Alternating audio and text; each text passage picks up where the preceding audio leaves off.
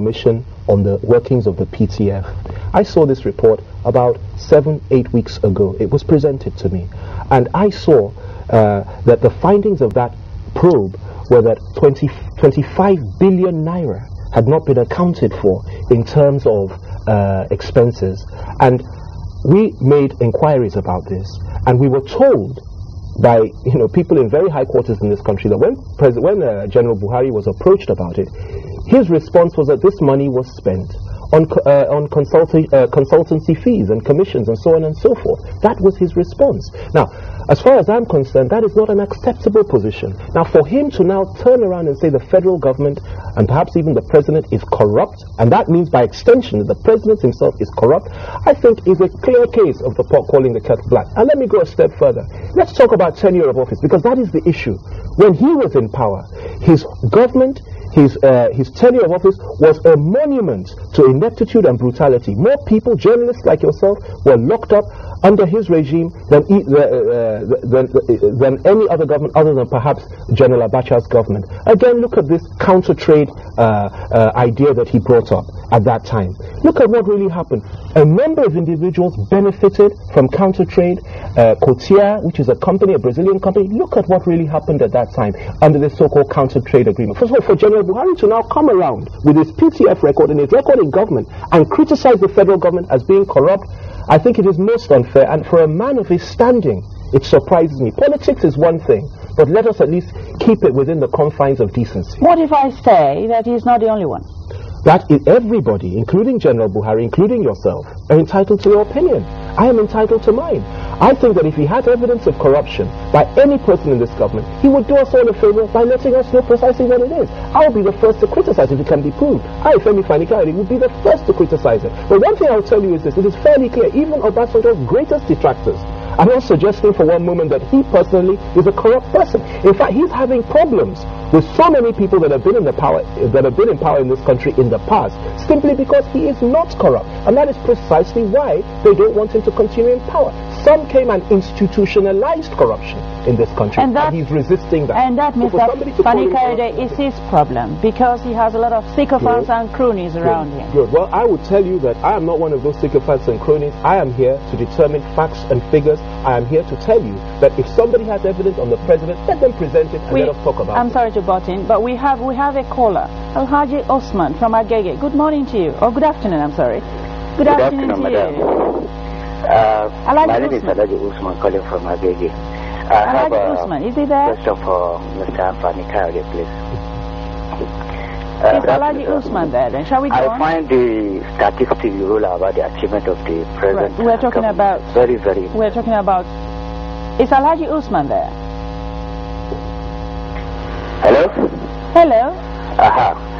So I was saying that I find the achievements the statistics you give about the achievement of this government very, very impressive. But what bothers me so much is that why is it that the Nigerian people are not feeling the effect of all these things we have mentioned? Thank you. Thank you. That's a very, very good question. Answer it. Yes, I will. The truth of the matter is this. It is given that in any situation that you have massive economic problems in any country in the world, a country that, for example, like Nigeria, that has been subjected to over 30 years of monumental corruption and inept leadership by various people in the past, a country that is also, to a certain extent, a victim of the effects of globalization and so on and so forth, a country that has suffered so much in the past and is being built from the foundation that it takes time.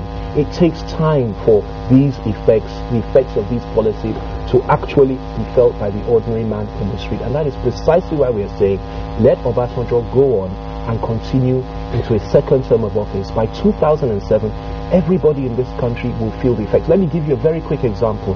The issue of resources again. When the president was in power the last time, we had we were deriving exactly the same amount of foreign exchange, that is 90% of our foreign exchange earnings from oil, as we are now. Yet the population of Nigeria has doubled, has increased by 50%, okay, between that time and now. Yet we still have to distribute and manage the same resources amongst twice the number of people. In 2 years' time, if the innovative measures that we have taken in the gas field continue and is allowed to complete it, we will be deriving almost 100% of that money from gas alone. And that will make sure that more money can go around to everybody. So I think that... We have another caller. Good afternoon to you. Fedina from Festac. Hello? Good afternoon. What's your question or comment, please? Mr. Kayode. Please do. Mr. Kayode, I know that this administration has done a lot, but what matters is that the ordinary man and the street not feeling the impact of his government. Because you go to the markets now and you want to buy things, the transportation of those market women from the farm, from different places to where they're going to dispose of everything. You realize that they keep telling you that, oh, this thing, the price has gone up, fuel and all that. So all these things, you don't buy things the way we bought things, or people used to buy things 2 years ago before the government came to power. I kind of appreciate the fact that this government is there. And it kind of makes this rotational presidency to be a good thing. After those 2 years or 2 terms... Mr. Fedina, good afternoon. Mr. Fedina, we had pains listening to you here. Our guest hasn't got a word of what you're saying. Now, if you do us a favor, you can turn down the volume of your television set and we'll try again, shall we? Is it gone? Oh dear. I didn't get it before. You didn't? Neither did I.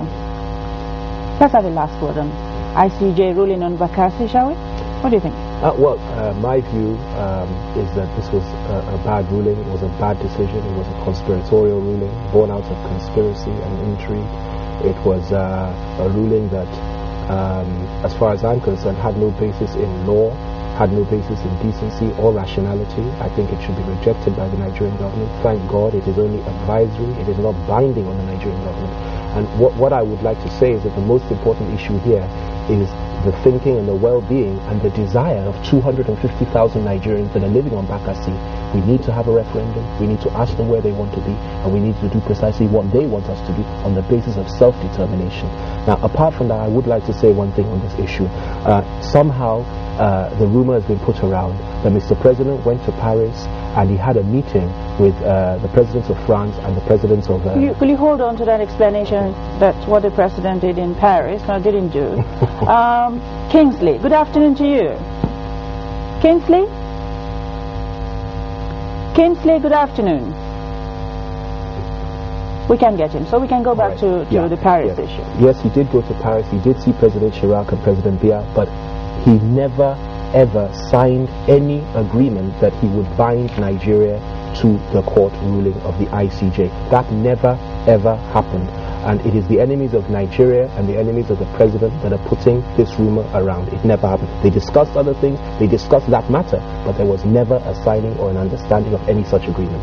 We're going to round up quickly because we have only a minute or so. But political violence, anytime I see it I want to scream. But there you are. How to stop it? How to curtail it? What do you think? Well, the first thing we have to do is pray. The second thing we have to do is ensure that anybody that is involved in such things should be rejected by the people and handed over to the law enforcement agencies. We have to try to make it clear that those that are going there are not going to fill their own pockets. They're going to serve the people. If we're really seeking out responsible leaders, a responsible leader will not, start asking people to go and kill other people simply because he wants to get there. It's down to the people. The people themselves have to make hard choices about precisely what it is that they want.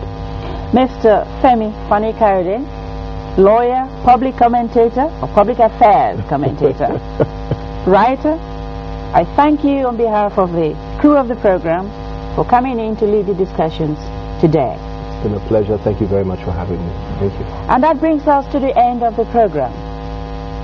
It wouldn't be the same without you. Thanks for watching, and see you on Friday.